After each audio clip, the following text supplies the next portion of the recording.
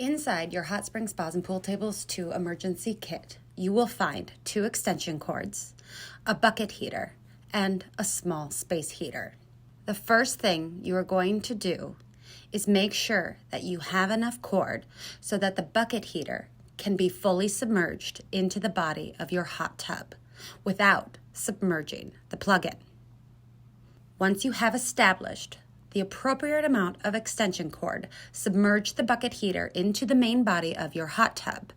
Then, plug in the bucket heater to the extension cord. It could take up to 12 hours for the bucket heater to start warming the water noticeably. You will need to monitor the bucket heater once a day to make sure the water is staying nice and warm. If the water gets too hot, you will need to unplug the bucket heater and give it up to 12 hours to cool down. Then, plug the bucket heater back in. If the water gets too hot, it may melt the jet seals, causing further damage.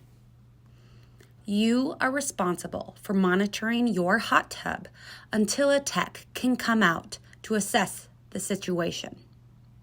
Next, remove the front panel. Get the small space heater and place it into the front compartment of your hot tub.